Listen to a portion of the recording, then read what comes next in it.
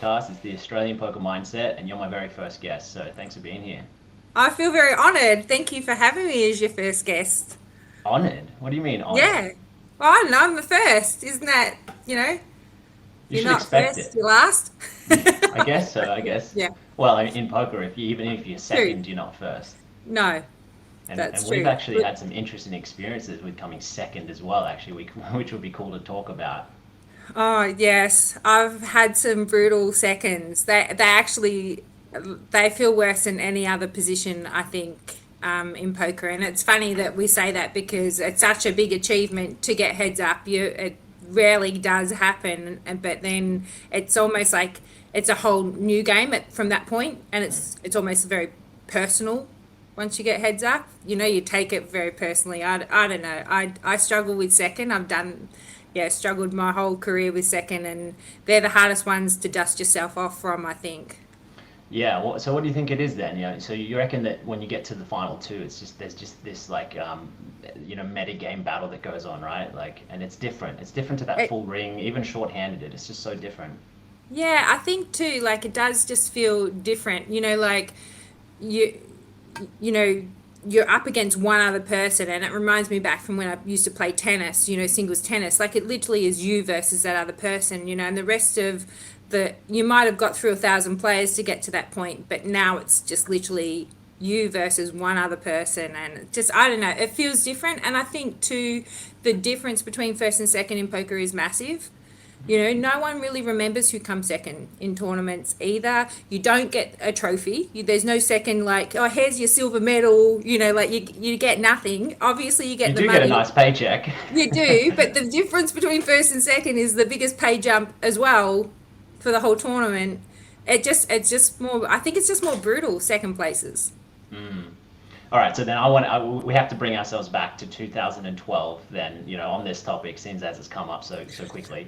We Yeah, had an incredible, I guess it was like a fortnight or 3 weeks where we both were at the World Series of Poker. We were playing, our hearts out in all these tournaments every day on the grind, trying to eat well, trying to exercise, like doing everything we possibly could.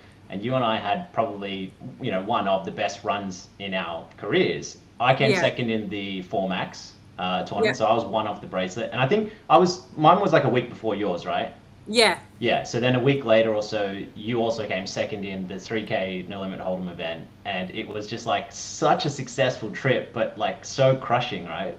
I know, it's so terrible. It's funny because we've always had this throughout our career. It's almost like I'll go do something and I'll go above you in the all time money list, and then it's literally the next week you'll just do it. But it was a obviously we wanted each other to achieve the very best results, but it was a actually like a friendly. I felt like a friendly competition between us. We supported each other so much through all those years, but it was almost like meant to be. Like you came second, it's almost like, well, I can't let him do that. Like, yeah, no, Yeah, because yeah, your second was like for more money than mine too, so at least you had that over me. true, true. Because we were always refreshing Hendonmob to see where we were standing during those times where we were cashing a lot. Yeah. So, but yeah, that probably was my hardest one. I mean, for a bracelet in an open event, especially, and a 3K, it's a prestigious event, and so much money. And my opponent offered to do a chop heads up as well, and I refused it, so it was even more painful. I think the difference in pay was about 300K, so it was a little brutal. But yeah, I did cry for a couple of days after that. Instead of celebrating my biggest win, my biggest cash, instead of celebrating that, I cried for, yeah, like every morning I woke up and I just burst out crying for like probably like 3 4 days. Wow, I didn't know that. I mean, like Yeah, I knew it was like, painful because, I felt it myself the week before or something. I know what it kind of feels like, but yeah, it really was crushing, wasn't it? yeah, yeah, it really hurt. And I think too, like I felt like, as far as, and no disrespect to my opponent, like as far as a heads up match goes, I felt really comfortable in that position. I liked my chances, and they come along so like few and far between, and it was just like it was so close, and yeah, it was just yeah, it really like was almost soul destroying. But we kept going and playing after that. Just, yeah, you got to brush it off because There's always another poker tournament. Mm. Yeah, it's there's so much variance in heads up, right? Like and there's already so much variance just when you enter any tournament with multiple, Yeah, hundreds or thousands of people. But just heads up itself, I mean, even if you have an edge on someone, it may only be very small. So, and yeah, even if you have a 4-1 chip lead, it just can turn around in one flip of a coin. And then if you don't keep your mind and your heart straight, like it can just collapse you. Like I've seen it time, and I've experienced it time and time again. for sure, for sure. Super I hard. think it's like part and parcel of being a poker player. You have to take those losses. Otherwise, you just, yeah, it's just too hard to maintain longevity in this environment if you can't dust yourself off from those experiences. And So you how do you need do just, it then? I think that I got to a point where you have to realize that success, as in coming first, isn't everything. Even though I say like it, obviously first means so much, but success comes in varying forms as well. Coming final tabling a big event is a big achievement. Like it's tough when we can only control some things in the game of poker. I think it would be different if we were in control of everything, and then you can kind of take it a little bit more on board. But when you can't control everything, I can't control the other players, I can't control the cards. I can only control my decisions at the table. So, and I think once I really just took that on board and was like, these are the things, if I do those well, then I can pat myself on the back at the end of the day. And if I don't do them well, I can go away and reassess and see how I can do better in the future. And I think I just looked at it more that way and then just stopped trying to be so emotional about poker. It's really hard, but I think keeping yourself on an even plateau while you're at the poker table is super important because things happen all the time and the dealer's not going to wait for you to pull yourself together before they deal the next hand. Like, Mm. get a grip, pull it together. So, and obviously being married to Jamie and having him in my corner has been really helpful for me, and just to be able to talk through those things with him and have strategies like resetting and so forth at the table. But yeah, I mean, some are harder than others to dust off, and he does give me time with those as well. Sometimes you do just need to take a little bit of a break, and I hate sitting back down at the poker table if I can't bring my A game or I'm not emotionally kind of on an even keel. But yeah, I'm super grateful to have him like as well. It's a good support system makes a big difference. Yeah, I always love the idea of, I guess typically we think of, oh, behind every great man, there's a great woman. But you've just reversed that, haven't you? Yeah, yeah, Like, pretty much. Yeah, I'm pretty lucky. So, although, yeah, he tends to be more emotional than me. Like, yeah, mm.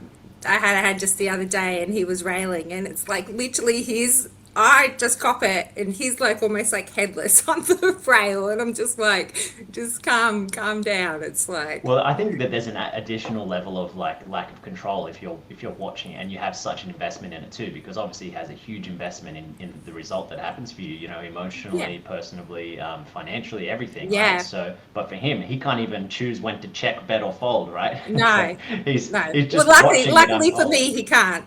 Yeah, right. Yeah, Yeah, I've yeah, seen him play poker. Yeah, yeah, best you're in control. Yeah. yeah, Now, yeah. look, Jamie's fantastic, and like staying on that 2012 period. I mean, he helped me so much in my career early on. I mean, yeah, I even remember in Melbourne that idea of reset you just mentioned. That helped me win the Melbourne Championship Yeah, back in I think it was 2010 or something. This I remember it was just in my dreams of just reset every time something that was unfavorable, or even that when something goes well, just to reset. It's good to set. 100%. It's like equilibrium, right? And Yeah, 2012, actually, I want to share this because it really meant a lot to me what he did for me during my tournament. So I remember so we're in the 4 max tournament. I remember there was about 10 or 11 players left, and I was probably second or third chip leader. And he took me on a stroll on one of the breaks. yeah, Like the Rio, how it has like all the Brasilia room and all that, and you go on a stroll all the way down to the yeah, other end of the dodgy end of the Rio. yeah, He yeah. walked all the way down there with me, and we sat outside, and I remember him asking me, like, how badly do you want this? And that question alone just was like, I want this so bad Yeah. that I will do anything to get it. And I was so like, don't even know how to describe the emotion I felt at the time. But whatever he did as well in that time, because that was 11 years, or no, 9 years ago, Yeah. it really just got me in a space of like, yeah, I do really want this. And so then I think what followed from there was like, okay, well, what do you need to do to get it? And I thought, well, yeah, it's something I need to do. It's not something I really need to feel. I can Yeah. feel it afterwards. I need to do something now. And that was a really big like moment in my entire career. And I don't think I've ever even shared that with Jamie, but he really No. helped me with all that.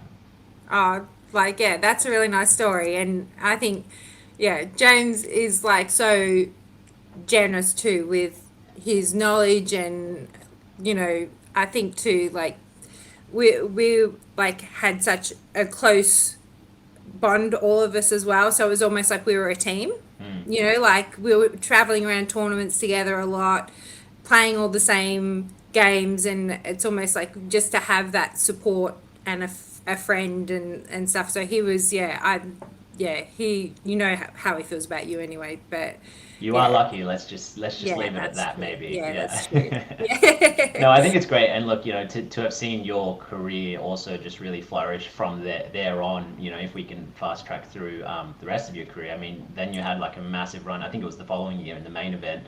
And then, you also won your own bracelet, and then you also were on Survivor, and, a Triple Eight Yeah. ambassador, you're APL ambassador. Like, there's not really much more you could achieve within, well, Australian or even the world when it comes to poker. So well done. I mean, I've really enjoyed watching it all unfold. Yeah, it's been a pretty amazing journey. And I think too that sometimes when I bust from tournaments as well, I need to appreciate, where I am, like what this life has given me as well. And I think too, my other ambassadorships with big online companies, like that been really great. But I've really taken on board this role with APL because it's kind of getting back to grassroots. We all started back there, and it's something that I can actually give back to the community that actually really supported me a lot through all those years when I was playing more full time, more volume. They were there messaging me through the good times, they were there messaging me through the bad times. And now I can come out and, like, play these tournaments with these people that supported me, and give back a little to the game. It's actually really, it's a nice feeling to be able to, yeah, I like, even now, like, I'm in Townsville and I bust from a tournament. It's like, oh, there's a beautiful pool down there, and I get to explore, far north Queensland after this as well. It's the travel that I've been able to do, and the places I've gone, the people I've met. It's Poker's really brought a lot to my life. And while it does have a lot of downs along the way, and I think too, a lot of struggles with balance as well. Poker has a habit of, like, trying to just consume you. Like, it consumes you when you're on the table. It consumes you when you're not on the table. And I think, yeah, I've got to a stage in my life where I feel like, for me, I've got the balance kind of okay with poker, but it didn't come easy. Let's just say that. Yeah, well, I mean, you've had a lot of experience to get to that, and it does take time, doesn't it? And like, I work with people to help with this sort of stuff, and to try and have, game and life balance, and Yeah. also just perform at their best, right? And their best is also, some people compare themselves to other people, and that's fair enough, but really you should be comparing yourself to yourself, right? And how you're progressing in your journey. And I found, I don't know about you, but over the years, like, my worst enemy is myself, and my biggest competitor was always myself. Sure. And also too, it's really important to judge your self-worth on who you are as a person, not who you are as a poker player. Mm. Results don't mean you're like, I'd rather be a good person than a good poker player. And I think that if I put more value on that, then, I can't really go wrong.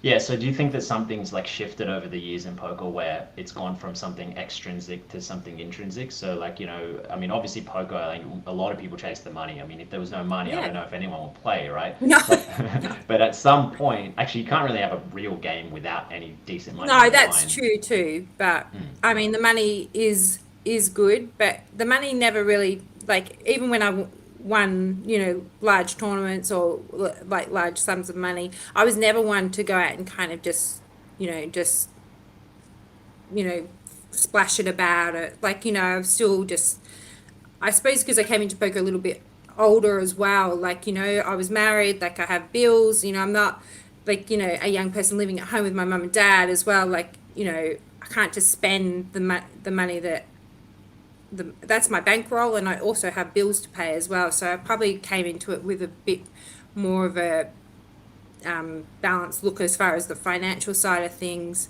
But yeah, I think too that unfortunately poker's just, it's a very individual game as well. So you kind of do get a little self-absorbed along the way. And it's just, yeah, important to just like that balance in life is really important. And even now, I look back on all the things that I missed along the way, birthdays and celebrations and family and things with family and friends, because I was playing poker tournaments, and I get that that was my job. But there were some tournaments where it's like, you know what, I probably didn't really need to play that day, and maybe it would have been better for me to go celebrate my friend's wedding instead. Like you make a lot of sacrifices along the way in this game, and yeah, that I mean, I don't look back and regret it, but it's like the things I missed out on. So But I guess on the other hand, you also would have gained a lot of freedom and a lot of opportunities to be at things that others would not have because of their jobs. I mean, for me personally, I mean, I don't think I missed a Christmas with my family because yeah, I was able to take time off at Christmas. I didn't have sure. to play poker, like things like that, right? So yeah, maybe while you're at the World Series, you miss some birthdays and celebrations or whatever, but you also get that whole, I guess, like, yeah, I run my own business freedom. That's, yeah. Yeah, and true. Like it wouldn't have been possible for me if Jamie didn't have the job he'd had either. Like I wouldn't have gone traveling for 8 months a year if he couldn't come with me as well. So I was Yeah, super that's a lucky big that one, right? we both had that flexibility in our lives, and we could kind of do it together. But I mean, it's hard for people that their partner, has a normal, 9 to 5 kind of job. Like, you know, it's a lot of time away from each other if that's what you're trying to pursue. And it's not just the time that you put in on the tables, it's the study off the tables, and then kind of, dusting yourself off, and, assessing how you like, it's not just the hours at the table. It's a lot, and it's a lot for some, I think, partners to cope with as well, with the ups and downs. Yeah. Yeah, you're right. I mean, there's so much that goes into it, hence why it's such an emotional game. It really is. And that's why Yeah. I really have diverted, 5 years ago to looking at more, well, I do counseling and coaching outside of poker as well now, but also just in the game itself, the mindset stuff, the peak performance stuff. It's going to help your life from all angles, because it's not just how you're going to perform on the table, it's how you're going to carry yourself outside of the game. And Yeah. quite often, I mean, you and I would have seen thousands of people come in and out and in and out, and of the game because of the mismanagement of their lives in poker. Yeah. And I know from my own personal experience, it's tough. It is tough at Yeah. times, and you need that support network, don't you? So do you think that people should be like really trying to build an established foundation of like support who really believe in their journey so that they can help with the balance when the game kind of gets them in and it consumes them, help other people to pull them back out and go, hang on, what's going on, where's the balance? Yeah, I mean, it is important, but I think not everyone has that in their life either. I know people that are actually really good at the game, love it, but their parents don't support, like younger people than me, like, they don't support this, like, they just don't think Mm. that this is what they should be doing. So they're torn with that. They don't have the support from, like, that home support when they get home after losing, and it's just, it's some people just don't have it. But I think too, the poker community is really, really large, and if I could give any advice, it would be pick the people that you are surrounding yourself with, and make sure that they're good people, because not everyone in poker is that way. And a lot of, just because it's such a individual kind of pursuit, and it just, I feel like a lot of poker players almost resent other people's achievements. There's a lot of jealousy. It's almost like they feel that that's taken something away from them if somebody else is achieving. I'm the absolute opposite. Like, go achieve. It doesn't take anything away from me. Obviously I don't win the tournament if you win it, but especially when Right. you're already out of the tournament, right? Like, Right. because yeah, I think I've seen what you're describing there, and there is that you know tendency to feel jealous or envious. But it's like, well, you're already out of the tournament. Someone else is going to win it. So like, what benefit does it serve to just feel, resentment and anti-sweat them, as we say in poker, right? Yeah, and it's always hard, but just make sure the people that you're making friends with are really friends. And if if they're sitting there being friendly towards someone, and then when they leave, they're talking to you about them behind their back, I think they're probably talking about you behind your back as well. Like, just you know, be a little wary and just make sure you've got a really good network of people, because there's some the community can be really good. But yeah, I think you just need to really choose the people that you're surrounding yourself with really wisely.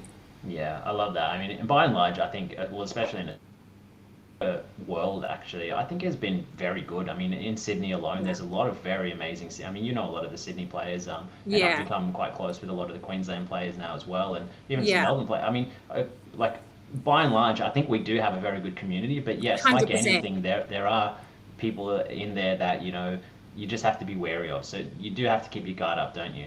And this is sort Yeah. of interesting because this kind of leads me into asking you about how Survivor went. Because Yeah. in Survivor, I would imagine that I watched some of it. I didn't get through the whole thing.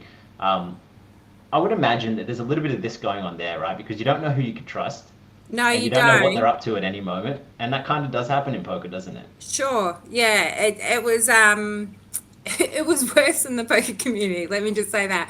And it was It tough. was also a television show. Sure. And we are playing for a lot of money as Oh well, yeah, yeah. at the end of it. But yeah, you think that you're good with someone, but even you'll see that it's like paranoia really sets in there too. You're not sleeping, you're not eating, you have a conversation with someone, and then you see them talking to somebody else, and they might be talking about, I don't know, their life outside of The weather or Survivor, or something. just Yeah, having a yeah. chat, and you're like, oh, like, what are they talking about? Then you start, yeah, you're watching everyone. It's psychologically, it was pretty tough out there. You actually can't trust anyone, and when you have zero contact with your support system, which I'm used to having, like, I can't call Jamie at the end of the day and just go, oh, today was really tough, like, I can't talk him through it. I have no one that I can just even, yeah, have contact with, that I know that is in my corner, really. Yeah, it was a tough, I think, 27 days for me out there. Brutal. Yeah, but yeah, some really good friendships out there, and I do think that some of the relationships I made out there, as far as the game wise, were genuine. But even still, you can't give it 100. You can't give that relationship 100%, because, and plus I was lying from the start, so I couldn't really be. I felt like I couldn't me, because I was always kind of on guard that I Mm. wouldn't let something slip about my life that was giving away that I lied from the start. So um, it was harder for me to open up and form more genuine relationships. Yeah, Like, because I'd you're imagine not. like if I'm lying about this, who else is up to what at any moment, Yeah, right? but it's Yeah. not even just that. It's like they talk about something, and a conversation will come up that I could probably have some input into, like, yeah, I played poker on the London Eye.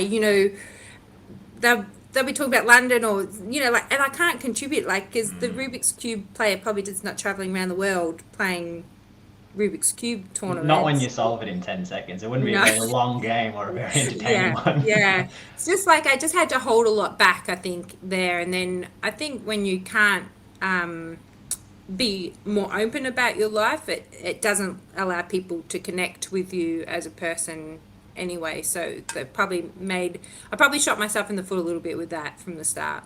So But I if you just, had your time again there, would you have done anything different? and I still would lie about being a poker player, but the thing is, if I wasn't on Champions versus Contenders, I wouldn't have to say that I was, something, a champion in something. I wouldn't have to come up Mm. with being a champion and find some obscure thing that no one would be able to call me out on. I could just be a normal person, and just, like, I could say I worked in admin and just, you know. I won employee of the month. No, but you know, and my Yeah, husband and my husband travels around the world, and I travel around with him. You know, but being something that I'm not, kind of just yeah, it was tough out there. it would have been. I'm not I, a you know, I'm not a camper anyway. I I'm like just yeah, nice hotels, not sleeping on wet palm fronds that have insects in them biting me during the night, oh, and that would have been yeah, brutal. it's not my ball game at all. No, Yeah, I've spent some time in Central America living in conditions like that, but it was never for that long. It was only like a no. couple of days here, then I'd move to at least somewhere that was, habitable. So Yeah, yeah, I and I can think only they don't imagine. show everything. Like it would rain, you would be soaked to your underwear, you'd be trying to sleep like that, and it was brutally cold at night.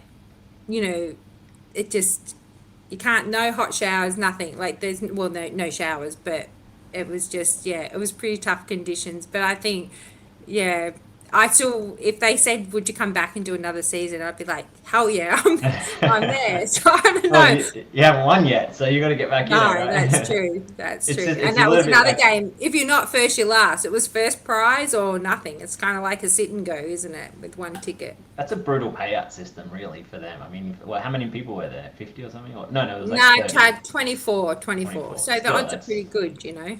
it's still only like what 4%, something like that. It's Oh, well, it's higher for, people that are smarter. so what would you say your true percentage No, no, probably would be?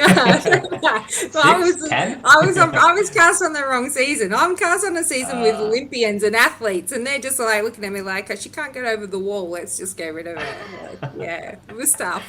I was impressed by the woman. I don't know what her name was, the Olympian swimmer, and like in the Lydia. first episode, Oh, she just Shane. the swimmer who won like gold medals back in like the 70s or Yeah, something. Shane Gould. Yeah. Jane Good, yeah. Sorry, I didn't remember her name, but she in the first episode, she just like launches herself headfirst down that slide to get. I mean, I mean, I don't know how old she was in the show, but that's she is a competitor, right? Yeah, for sure. So you For can't judge them sure. by their looks, right? No, no, not at all. So Not at I'm all. curious, then, like I know there were poker players on other seasons of Survivor.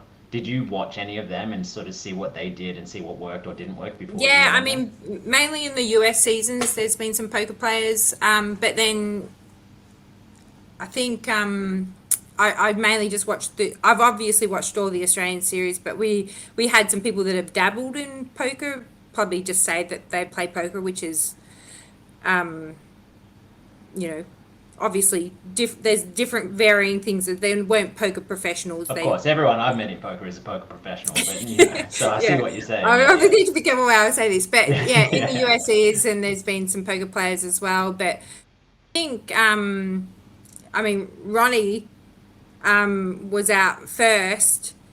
He went on Ronnie Barter. Oh Is yeah, that yeah, his, yeah. say Oh his yeah, yeah. I surname? know who you're talking about. Yep, yep. You met the guy, Um, yeah.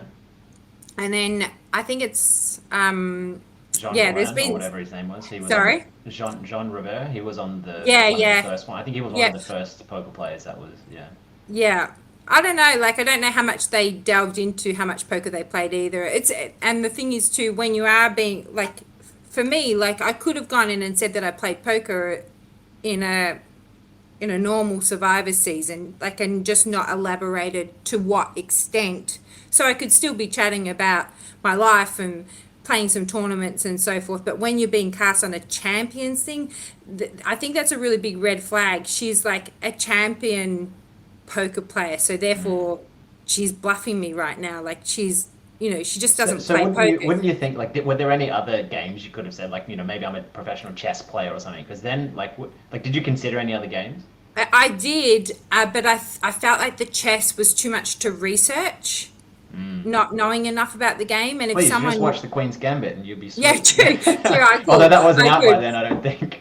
But I thought if someone knew or was, an adequate chess player and they asked me some questions about moves or like they just asked some questions about chess or chess tournaments or it was too much for me to research how they worked and whereas Rubik's Cube was literally like, okay, I researched who was the fastest in the world. I researched, Rubik's Cube tournaments and kind of how they worked. I had some little bits of tidbits, you know, like, Did you know, anyone ask you? Did they ask you any questions? yeah, about it? there was a few questions, but they were asked really early on. So the stuff I'd researched, which wasn't real, was pretty, but was fresh for me. So I knew there was a brand that most speed cubers use, which isn't actually Rubiks. It's a different brand that I can't remember offhand now because it's, you know, irrelevant information to me now. I knew the name of the fastest person. I knew things like this. You know, there's this 86-year-old lady that competes. Like, there was some little tidbits that I could kind of throw in. But when we did a tribe swap and then the new tribe came over, it had been like nearly 4 weeks, right, since I'd been there. And then one of the girls was like, yeah, I can nearly solve it. And, you know, she's asking me some questions about it. And then she asked me some other things, and I couldn't quite remember what the fastest time was because I hadn't really like, once you kind of talk about those things, no one's asking any more questions about the Rubiks Cube. I'm kind of like... And also you're sleep deprived and paranoid and all sorts of things going on. I'm done. And then I can't remember the information that I had used 4 weeks ago that I was nice and fresh then. But, you know, I'm no longer talking about the Rubiks Cube. Like, I'm there with Olympians and stuff. They've got much better stories than me. They were launching themselves down a slide at like 60-something years old. Yeah, so I just, I kind of just had to brush people off a bit because I don't want to, I avoid this person that is really actually quite into the Rubiks Cube. But I did really trick people. So Lydia Lassler, the aerial skier. Oh, yeah. Yeah, so we finished Survivor. Neither of us made merge, and she messaged me like a couple of weeks after a week or so after she'd, you know, left the filming, and she's like, oh, I just want to let you know I bought my 2 kids a Rubiks Cube each, and I told them I've got this friend that can like so she still doesn't know. Yeah, and I'm like, Lydia, did you not like Google everyone, like, just like, I can't do the Rubiks Cube, like, and she's like, what? And I'm like, no, I'm a poker player. I'm like, no. And did she ask you to teach her kids how to play poker?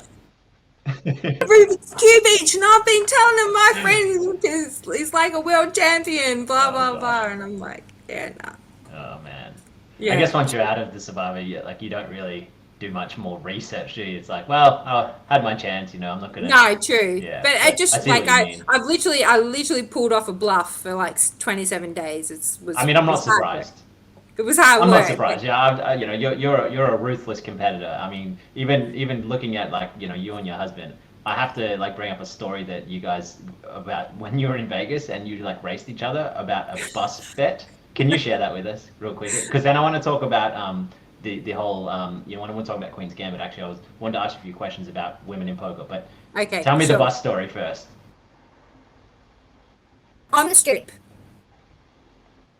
catch the bus back to Palms Place, which is actually quite a distance from, like, Vegas, all place bet all on one strip, but it's actually kilometers. It's huge. Yeah. Like, we're waiting, and I said, it's like over 40 degrees Celsius every day. Oh, it's super hot. I'm wearing thongs. And like the females listening will understand, a strapless bra and a tank top. So like, I don't have the straps holding everything in place. Yeah, just for some relevant details. Yeah. Yeah, relevant details. And I said, I think we should walk. It's going to be quicker than waiting for this bus. And he's like, no, it's like so far. We're not walking. And then I'm like, it's going to be quicker. And then he's like, it's definitely not going to be quicker. And I go, I bet you it's quicker. And then we had a bet. I can't even remember what the dollar amount was. We're married. We share a bank account, but we're betting money. And I go, oh, I'm going to head off on foot. You wait for the bus. Whoever gets back first wins the money. I ran back wearing thongs and this, like, holding myself. Like, in 40-degree heat, I think at some point my thong, like, unplugged, you know, so as it does. You're then barefoot running one thong on him, yeah. feet. Yeah, and then we race back and I'm in the lift and I'm trying to press it, and then someone like opens the door because I couldn't get it up quick enough, and then he literally got back to the room. I think, I'm not even joking, like 60 seconds before me, but I was like dead. Oh Like, gosh. yeah, I nearly Was it killed worth it? myself. Was it worth it? If I'd won, it would be worth it, but I lost. I lost, and I was like, yeah, a mess. Yeah. Were you emotional for 3 days crying like I at the probably, I tournament? might have been emotional. That sounds more when I got crushing than back. the tournament. I can imagine what it'd be like for other poker players who had played against you like over the weeks there, and then all of a sudden they're in a taxi and just see you running on the street Yeah, in Vegas with 1 foot up, like one thong on. Oh man, that's yeah. So yeah, I wanted you to share that story because yeah. that really shows your competitive nature, and I love that. So. Okay, so let's move on to I wanted to ask you some things because I'm really kind of interested in raising awareness for how women can be best supported in general, but here more specifically the workplace. So I want to know what you think men can do better to support women based on your experience and, because I imagine walking into a poker room with so many men, I mean, like just looking at you and I like to go in and not be seen, but like, yeah. So give us some insight there. What do you reckon? Yeah, I think there's some men that you're not going to change. You know what I mean? They don't have a lot of respect for women, and I don't think anything that I say is going to change that. But when things happen, especially at the poker table, and if that man is talking to a woman in a certain way, I just think the men that actually do care at the table should just speak up. I think that's the best solution for this thing. If you think that what's happening at the table is wrong, instead of sitting there and just not saying anything because you don't want to get involved, speak up. Whether it's abuse at a dealer even, but that's another whole thing. But if you think that something's happening at the table that's not right, You're part of the problem, right? like, say something. Yeah, just say So you should something. say something, yeah. And that's going to make that woman or that person feel supported at the table as well, and that behavior is not acceptable. She shouldn't have to come into the poker room and take that on board because someone will speak up for her, and I think that's all that's really needed, because the person that's making the comments thinks that they can get away with it, and once they know that they can't get away with it, it's going to happen less often. It's not going to change that person's view on women or someone that they think is a minority or that they're better than. It's not going to change that view, but it might stop them treating people that way at the poker table because we're standing up and saying that that's not acceptable. And I think that's my message to anyone that really cares about people in general.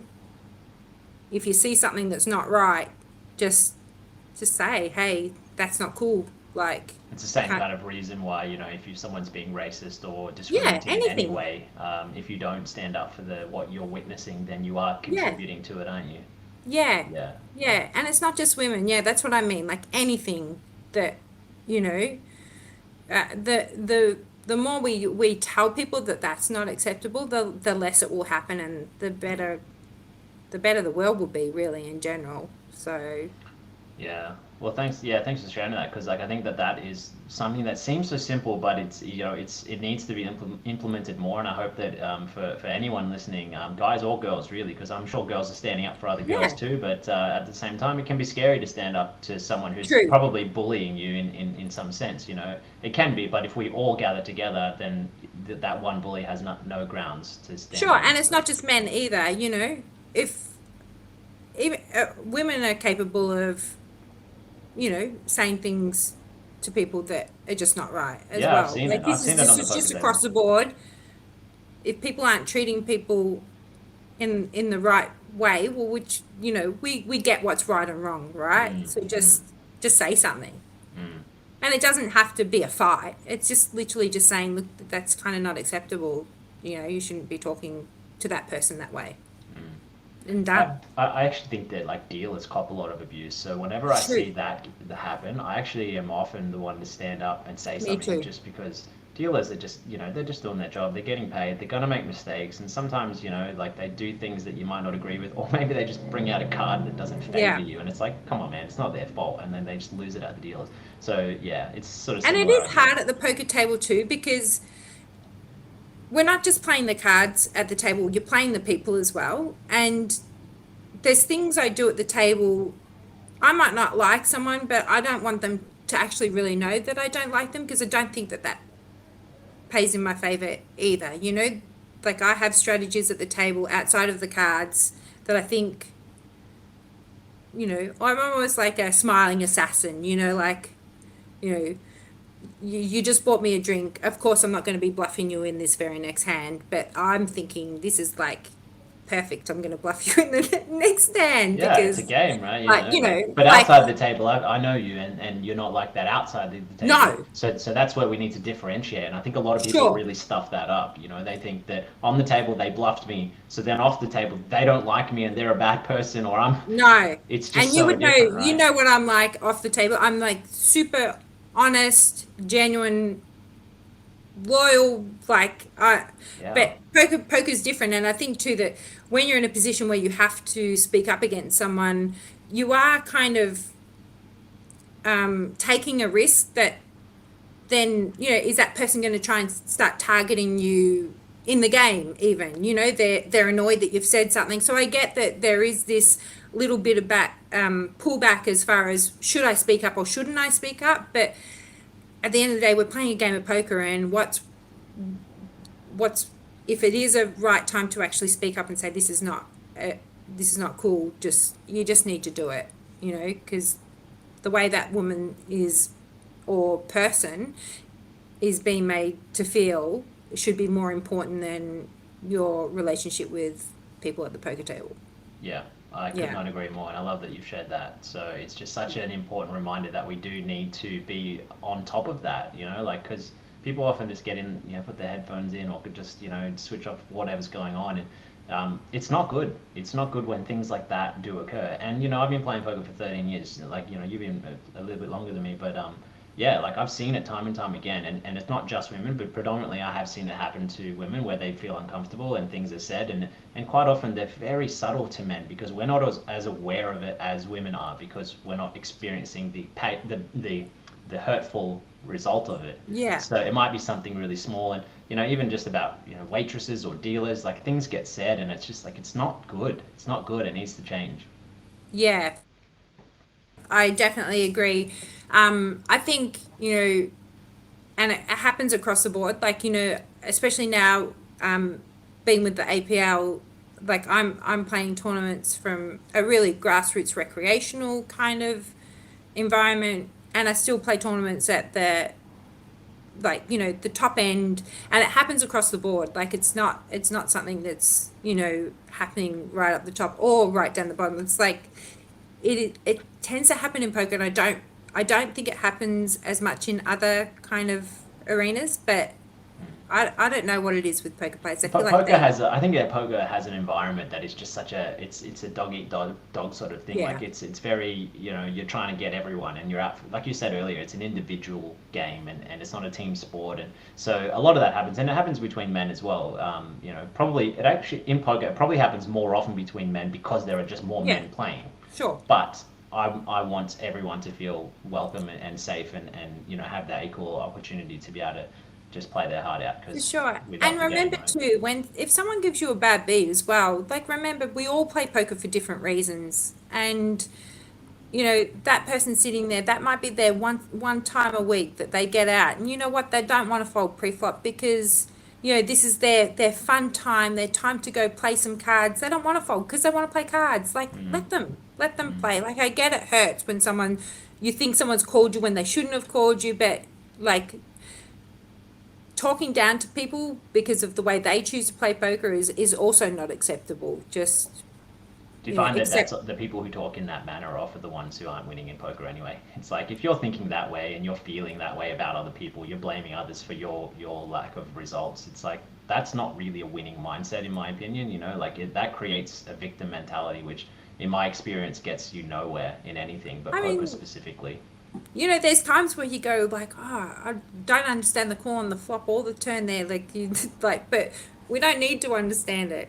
Like, I don't need to understand why someone wants to do that. Like, Yeah. that's it. Well, I mean, That's, like it's okay to think that, right? But to lash yeah, out it's true. and express that is just unnecessary. Yeah. I think. So then, okay. So as we finish up here today, what do you think, from a mindset point of view, is really helping you when those types of things might happen to you? When someone says something to you, or when something unfavorable happens to you in the moment? Like, is there anything you actually do, like snap reaction stuff, or like what? Yeah, I think I've always worked on resetting as well because it's a I use the word reset, and I used to wear like a band around my wrist and flick it and say reset. Now I don't have to wear the band. I can just picture myself kind of flicking it. But I think too, I just practice gratitude a lot. I find that for me in my life, on and off the poker table, when things don't go your way, if you can be a grateful person for the things you do have in your life, it just kind of puts everything into a little bit more perspective, and you're just less emotional about the bad stuff that happens, because you can't have all the good stuff without some bad stuff, and the good stuff wouldn't be so good without the bad stuff. So yeah, Very wise. life, I take love it. it. Yeah, Yeah. yeah. You're so right. Like, I mean, I love that. I mean, when I play on the table now, I've been doing this for about 4 or 5 years. I write GPS on my hand, which is sort of like, a GPS is a guiding thing, but it Yeah. stands for gratitude, patience, and skill. And so the Yeah. first thing is gratitude, because Yeah. just to be able to play poker in itself is such a luxury. Um, So, like, yeah, and especially the two, like the times where I've been like overseas somewhere playing in the main event, and I get a bad beat in the World Series. Like, the people that are supporting me would give anything just to be at the World Series, let alone play in the main event. I'm not going to be whinging about it. Like, yeah, come on, yeah. yeah, No, yeah. super grateful for my life, and I think that if you can practice that, just makes life so much more fun and enjoyable. I love that. Well, thanks heaps, Jackie. I really appreciate you jumping on Pleasure. today, and it's good reminiscing with you, if anything, from our careers, and seeing how they've unfolded. And look, I love and respect everything you've been in poker, especially within Australian poker, but yeah, the world as well. So yeah, like just seeing you progress and seeing how you are a face and a name and a personality that really leads in with your heart, and with that gratitude. And I think we need more people like you. So thank you so much, and I yeah, thanks again for your appreciate it. time. Thank you. Thank you. Hopefully, borders open up soon and we can play a tournament together. I'd rather not, thanks. I've done a bit of research just recently on you for this episode, and I'd rather stay away from you. But yeah, and good to see you still making final tables and crushing it. So keep it up. Yeah, thank you. See you, Jack. See ya.